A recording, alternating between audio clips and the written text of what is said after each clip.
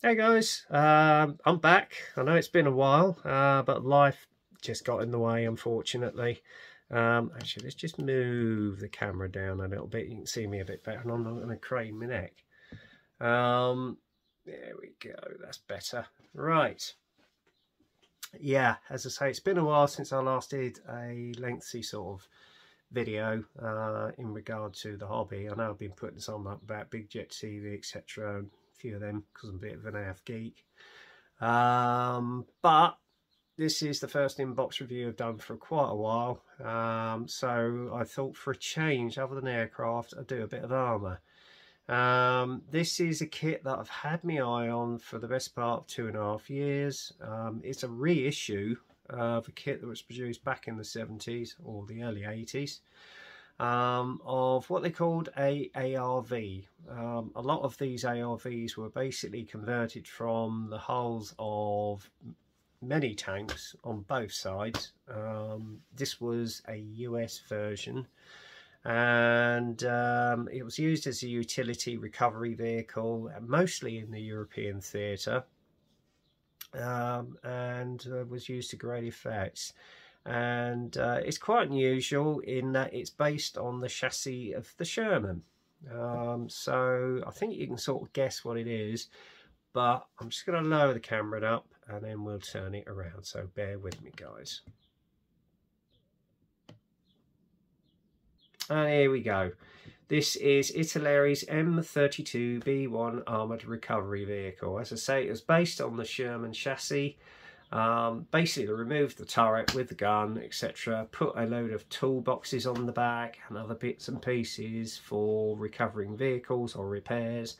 And they were basically used as a mobile workshop, really. And obviously, it's got a whacking great big crane on it to tow vehicles, or tanks, as it were.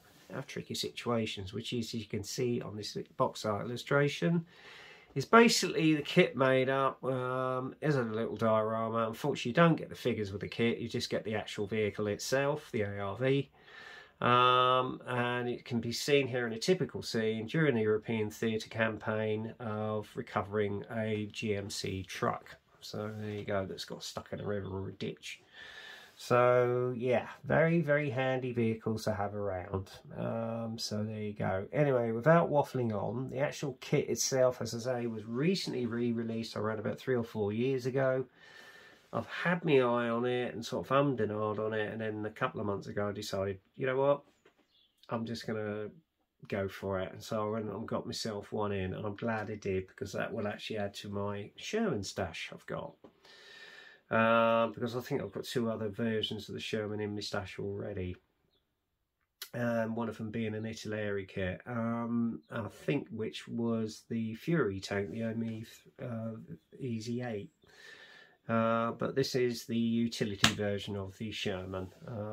So it's unusual, but it does look quite an effective beast when it's built up. And as you know, Italeri have done quite a wide range of Shermans. In fact, they've done the Wet, they've done the Easy 8, and they've also done a recent re-release of a Sherman which was used by the US Marines with the big air filter on the back out in the Pacific campaign, which I built many years ago when I was first in the hobby. So yeah, that's going back quite a bit. Unfortunately, I didn't quite get to finish on it, but it was all brush painted, I was weathering it, etc. But we had to move, it got broken, so it never got finished. So there you go. Unlike the last Tamiya kit that I built with the old howitzer gun on it. But there you go. Anyway, waffle finished. We're going to get on with the inbox review. Now, if you want to get hold of this kit, the kit number is 6547. That's 6547. You got this lovely box art illustration of the assembled kit in a typical diorama scene. On the side of the box, you got the measurements of the actual kit, which you can see there. Little history about the vehicle in 6 different languages, and also you got a photograph of your decal options. So there you go. I think one of them is actually a Canadian vehicle, but we'll see. Yeah, there's 2 of your colour options, which you got on the other side of the box as well. Anyway, it's a top opening box, and as you can see, you've got one bag, two bags of sprues, all in the effective sort of olive khaki green, set of decals, and also you got the rope for the crane as well. So there you go. And then obviously you got the 30-year-old pamphlet that Italeri do. They've not actually changed this in donkey's years, like Revell and some of the other brands. So Italeri, maybe it's about time you did. Again, you've got the history of the actual vehicle on there in 6 different languages, including Russian, which I suppose is a bit controversial considering what's going on out in the east at the moment. And obviously right here you've got a map of all the sprue trees, so you can check your kit's got all the parts that it needs. And then just to the side here on the right hand side, you've got all the colour call outs as well. First stage of the assembly is the suspension and the rain gear, which you can see there, made up of all various units, which is obviously the old familiar Sherman wheel and wheelbase. And then this next stage is the assembly of the sprocket itself. Then you marry all the running gear to the lower hull, and obviously you've got the drive shaft for the sprocket which goes on, and then the sprocket itself, which you can see here. And then obviously you've got the assembly of the idler arms, well, the suspension arms for the idler wheel, and then fit on the idler wheel along with the back plate as well. And then obviously you've got tow bars, etc., which go on the back of the back plate. Side assemblies for the lower hull, including what looks like the engine bay. So maybe you've got the option of opening up the engine bay. More brackets go on the back there. The fitment of an MG34 machine gun, which you can see there, goes to the upper hull. And then the next stage is obviously you've got the gearbox drive shaft, which goes on and cover. And then you attach the tracks supposedly, but I'm not going to do that until the very last part of the build. And then you've got the fitment of the crew hatches, which go on, and other lumps and bumps. Oops, hang on, it's got out of focus here, sorry guys. This isn't the easiest pamphlet to handle sometimes. Engine bay goes on, more hatches go on, etc. You've got the fitment of the handles for the actual access hatches, rear grab handles, tow rope goes on, and then basically you've got the assembly of all the toolboxes which go onto the back of the upper hull. And this stage is obviously the headlights and the headlight guards which go on, etc. To the front of the upper hull. And then the next stage, if I haven't jumped again, is obviously assembly of all the ammunition packs which go on the back, etc, etc, etc. And more toolboxes, which you can see there, which can all go onto the upper hull, which you can see again. And then the next stage is obviously the actual, what was the turret, with the fitment of all the various lumps and bumps, fire extinguisher, etc. on the interior. So obviously you can look into the interior, as you can see there. And then obviously you've got the lower part of the turret ring which goes on, and then the back plate which goes on. So that's that. Once that's done, then you've got the assembly of the actual crane, which you can see there with the main frame, etc., and how it's fitted onto the vehicle. As you can see there, with all the rest arms, etc. And that goes onto the main hull. And then obviously you've got the fitment of what looks like some tow reels which go on the back of the turret, but there you go. And then obviously there you are. This gives you a guide as to how to actually put all the assembly of all the actual tow ropes, etc. onto the crane. And then there's another little section at the end there to see how it rests on the back, obviously for when it was used for towing the vehicles out with the crane. And then the last part is just the fitment of other lumps and bumps which you can put on there. And I'm not quite sure what this is. Not quite sure at all. And then obviously got an 50 cal which goes on the top there along with other lumps and bumps. And that's pretty much it. Your vehicle's built. Once you've actually put all the tow ropes on. But I'm not going to do that until it's painted, weathered and then put the tow ropes on. Right, first colour call out is for a vehicle of, let me have a little look, US 1st 5th Corps 102nd Cavalry Group, ETO, European Theatre Operations, 1944-45. Overall, obviously, olive drab.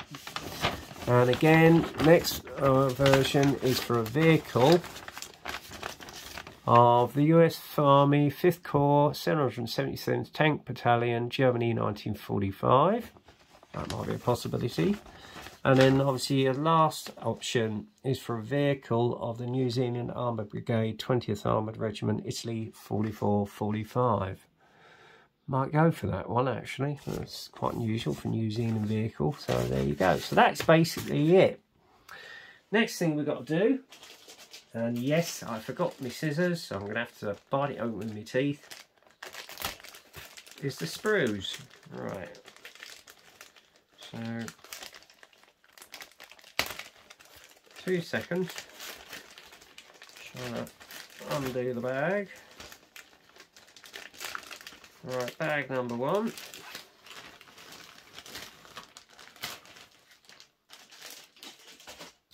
Is obviously you've got the lower hull, which you can see there, escape hatches underneath and access panels for the engine. Not bad, a little bit plain, no casting texture on it at all, which is a shame. So you might have to use a Mr. Surfacer on that. Not much detail on the inside because basically you're not going to see any of it. And then obviously you've got all the suspension gear, which you can see here. Actually, if I get it around the right way, you'll be able to see it more. Not bad detail, I have to say. There's your springs as well. More parts, and there's your wheels. You've got your drive shaft for the sprocket, parts of the actual sprocket itself, and again, there's your suspension arms for your running gear and more wheels. Not bad amount of detail. And the wheels look pretty good as well, so they're not bad. I'm not quite sure what these are, although they're part of the idler wheels, I don't know. No, I think that's part of the sprocket. And then obviously you've got the actual tracks, which are rubber. For rubber tracks, I'll tell you what, the detail on these is not bad. But they're going to be a nightmare to paint, so I think what I'm going to do with this, when I get around to, when I get around to building it, I'm going to get some aftermarket tracks rather than use these, because I know with rubber tracks they are a pig to basically paint and weather, because after time when you put them on they start peeling with the paint, etc. So I'm not going to use these. I might use them if it's for the basis of a diorama to put tank track marks down on the base, but as regards using it on the vehicle, it is a definite no-no, although there's some nice detail with the guide horns there, which is nice, but I'm not going to use those. And that's bag number 1. Let's put them both back in there. I'm going to have to use my teeth to open the other bag again. Why Italeri do not do self-sealing bags like ICM or any of the other brands, I just don't know. Just don't know. Maybe it's something to do with the cost, I don't know. If you're listening Italeri, please do resealable bags. It'd be a lot easier, guys, for us modelers. Anyway, ran over. Right, 2 seconds while I open up the second and final bag.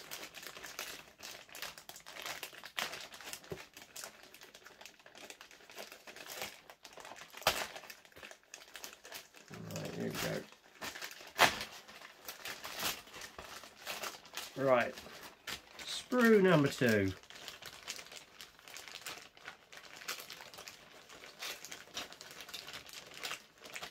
If I can get it out of the bag, that is. There we go. Oops, careful. Don't want to break any parts off. We can end up losing them. Must admit, I wouldn't mind getting hold of the Calliope version again. And there you go, that's the one with the rocket launcher on it. Anyway, here we go. We got the upper hull. A bit flat for detail. There's no casting texture on it, if any. No, there isn't. So it might be a case of using a Mr. Surfacer on that. But other than that, it's quite crisp and clear. Tiny, tiny amount of flash there, but nothing that a sander can't fix. Not bad detail for the inlet air filter for the engine. And obviously got the details of the actual fuel tanks, etc. on there. Not bad. Other lumps and bumps in there. You got the back plate there, which you can see for the engine access panels, searchlights, etc. There's your tow rope, which is not bad. Although you can get aftermarket, and there's all your grab rails, which you can see. You've got the 50 cal there. Not bad. I've seen better. And obviously you've got all your tools, etc. right there. Shovel, etc. Back plate. And this is the side skirt. Nice detail on the side skirts, I have to say. That is nice. I think this vehicle's moulded on the early version of the Sherman. And then obviously you've got a little bit of stowage there.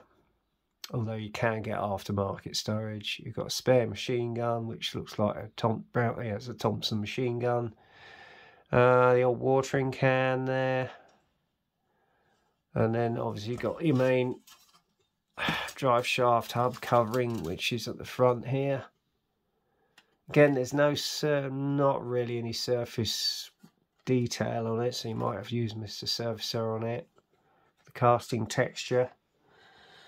But I mean, this is a cheap kit, so what do you expect? And then there's other lumps and bumps on there, and then obviously parts of the ammunition boxes, etc., or tool boxes. And there's your tow cable there, or tow hook, sorry. Yeah, not bad. An axe, etc. And obviously got the other side skirt there as well. Rear parts of the skirt there. Yeah, not bad. A bit average, but not bad. And then finally we've got the final sprue.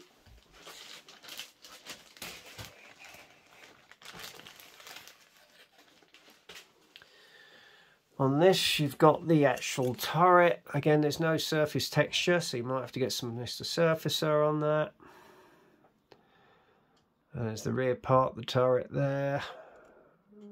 Not quite. And these are part of the whatever it is, the rear crane or tow arm. I don't know what it is. Mechanism. Again, not bad detail. There is the grill, engine grill. That's quite good. There's the 50 cal. That's not bad. And other parts there.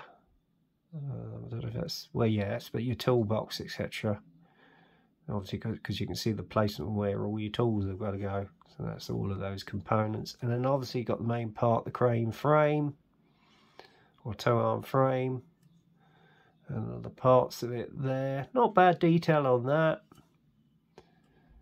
And other parts of your toolboxes there. And the back plate, I don't know what this is, the internal part of the decking or whatever it is, because you can see where the grill plate here, the wall plate is, I don't know what it is. That's pretty good. That's nice detail on that as well. And obviously you've got your, yeah, this is the part of the interior, I think. I can tell by the deck plating on it. That's quite nice actually. There's your toolboxes.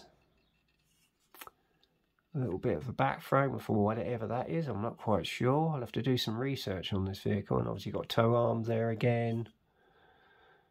and other lumps and bumps. So yeah, not bad at all. It's going to make quite an interesting vehicle, and then obviously you've got the top part of the crew hatch for the commander's cupola. So yeah, not bad. So yeah, that's pretty much that. And then obviously what you get with that as well is your decals, which admittedly are a little bit thick on the film, but having known from past kits I've built of italeri armour vehicles, they do tend to bed down pretty well with a bit of microsol microset. So yeah, I'm interested in doing that New Zealand one. That's quite unusual, that one. Well, there you go. And then obviously right here you got parts of the actual working mechanism for the crane with the tow ropes, etc. So you got to thread that through. I mean, the fact they've actually used real thread, that looks quite, I'd imagine that looks quite effective once it's actually built onto the actual crane part, as it were. So yeah, there you go. That is the M32B1 ARV. Now admittedly I would suggest you may need to hunt out some aftermarket, maybe if you want to detail this kit up a bit. For the casting texture, I would suggest getting some Mr. Surfacer. I don't know what grade, but yeah, just to give it a bit more authenticity, I would use Mr. Surfacer for the casting texture on the hull. But I think what I'm going to use this one for is maybe for a future diorama of a vehicle that's basically gone US or got stuck in a ditch or something, and this thing's towing it out. There is no crew with it, so I may have to source some American US tank crew or something like that to... God, I can't get this back in the bag. Oh, hang on, it only... Yeah, this is stupid, I can't get it back in the bag. Hang on a minute. Bear with me 2 seconds. I can't get that. Maybe it's not the right bag. Hang on. Okay. Ah, here we go. I think this might be the correct one. Yeah, I would suggest getting some aftermarket tracks. Maybe if you want to do a bit more detail with the tools and the tool clamps, look out for an aftermarket set for a typical Sherman. Maybe an early version. And if you want more sort of stowage, again, have a look online, just to give it a little bit more interest, which is what I tend to do and I have done in the past with some of my Sherman builds, on camera and off camera. Value gear is a good one to go for, because they actually do a lot of stowage for different versions of the Sherman.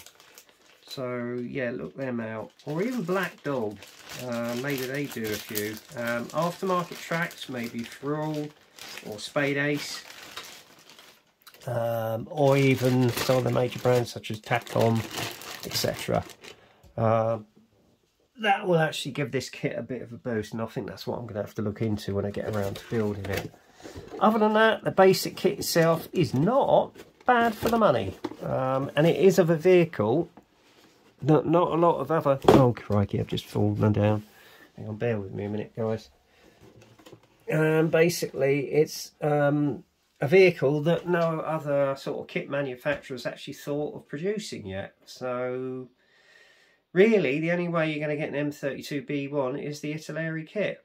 So there you go. But I should imagine once it's built up and you've done the necessary work just to basically upgrade it and make it pop, it really looks an effective ARV vehicle to go with any armour that you're doing for a basis of a diorama. So there you go. Anyway, that's the end of this in-box review, and I'm sure I'm going to do more long as and when I get the time. So I'm sorry if the videos are a bit sort of here and there, but as I say, I'm trying to work around my job and obviously my life and so forth. So as and when I get the chance, I'll pop up another inbox review for you guys. So until the next time, happy modelling, And as always, even though the pandemic is not on any agenda apart from what's going on in the Eastern Europe, it's still not quite safe out there, guys. So be careful, wear your masks, desanitize your hands, and wash your hands when you come home. Okay, so stay safe, stay well, get kit crazy, and I'll speak to you again soon. Cheers.